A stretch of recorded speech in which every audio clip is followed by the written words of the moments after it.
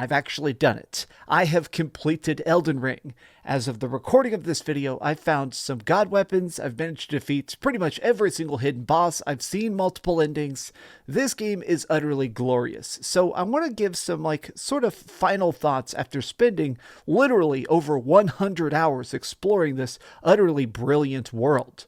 What's up, gamers? DreamcastGuy here. Now, first and foremost, the game is fantastic. Throughout the course of this video, I kind of want to show just random clips of some of the bosses I've loved, because everything about this game feels different. And I say this as somebody that's actually beaten every FromSoftware game. Now, you can see I'm even wearing my Get Good shirt. Now, I've always been a big fan of Dark Souls. I like their games a lot, but I've always felt like the creepiness, the progression, there's always been this almost limited scope to the idea of Dark Souls. I always felt like there was something that just needed to be a little bit bigger, a little bit greater, and Elden Ring nails that.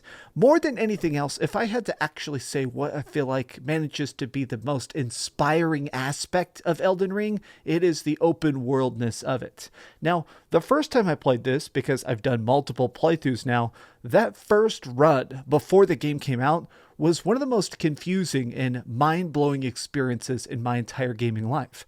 Playing this game with no strategy guides, no maps, no idea what the heck I was doing, I was perpetually lost. I ended up in southern castles. I ended up just stumbling into the well elevator and going to this huge, explosive underground area that was so beautiful. It had night stars, even though I'm underneath the surface. Every square inch of Elden Ring is just such a sense of discovery. Every time you turn another corner or stumble upon another secret boss, it feels like you are the first person in the world to ever see it. Now, during the course of my multiple playthroughs, I tried to do different character builds that were either more magic focused, more strength focused, or a more dexterity build. I like having a lot of stamina with my characters. I like being able to have high endurance, and honestly, I feel like this is a game where, honestly, easy mode is the magic builds. Now, I don't mean that as an insult. I actually think that if you want to play it on easy, go ahead and do that. In fact, a lot of this gameplay you're seeing, I'm purposely using the gameplay from my magic builds, because honestly, I feel like it's a good chance to really appreciate how these different bosses work when you can take a step back and watch them unfold. Now, because I've spent so long on this, I've had a lot of times where I got stuck on particular enemies, certain bosses that just punished me for hours and hours and hours. Some of these foes, from my own count, have literally 20, 30, or even 60 different attacks that exist on each enemy. Now, that's not just independent animations. I mean, these guys will have special swipes, jump attacks, spells they're throwing out. The design of just the bosses themselves is probably never going to be beat. Not just the fact that they managed to look so creepy and nailed together, not just the fact that these people look like such a weird mix of corrupted magic and melded together body parts.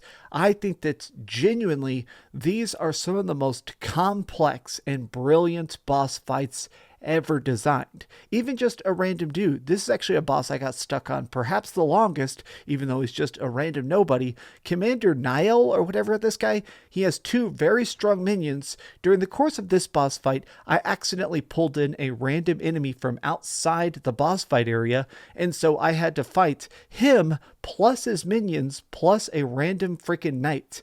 It was such a crazy, chaotic just encounter of trying to figure out his boss motions, his times of stabbing me with a spear, and also his ice magic, while also avoiding these spirit knights that are chasing me around. Moments like this are beyond glorious. Even now, I am just blown away that every single section of this feels like a fully independent game. I'm completely serious when I say this, but I am still just blown away by the fact that there's underground temples that have tornadoes all over the place. There's corrupted shrines. There's cities built above volcanoes. I've talked about this on Twitter, but it feels like Elden Ring is Dark Souls 4, 5, and 6 just glued together. There's such a wide variety of enemies and combat and levels. I am just shocked by the variety of content that can exist in a single world, and I'll be honest, even now, after having seen so much of it, I don't fully understand the lore. I'm excited because, honestly, now that I've seen so many bosses, I've heard their dramatic speeches, I've done things like become a hitman for weird people in Volcano Manor, I still don't fully understand this world. I mean, even now, I'm not 100% sure on what the heck a Tarnished is. I know that I am one. I know that I've killed some other Tarnished in the process and, burned down the world tree in my own way, but I still don't fully know what the heck my motivation is other than becoming the Elden Lord. I kind of just love that, though. The fact that there's a game that can be so massive in scope that even as you're watching the ending credits, you have no idea what the heck is really going on.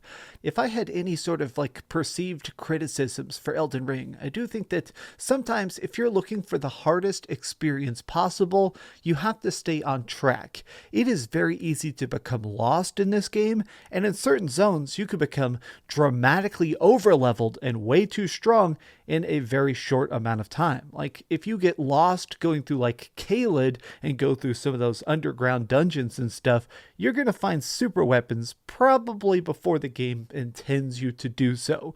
So there were certainly circumstances where I became incredibly strong and started pretty much one-shotting bosses. Now, to me, that's fun, but it's also interesting that this game allows you to basically break it if you want. There is a consensual deconstruction to this game's gameplay that, honestly, maybe that is by design. Maybe they want to make it where if you choose to be a hero and explore these poison swamps before the game sort of leads you there, then you get to reap those rewards. I did find myself at times sort of wanting to make a gigantic checklist.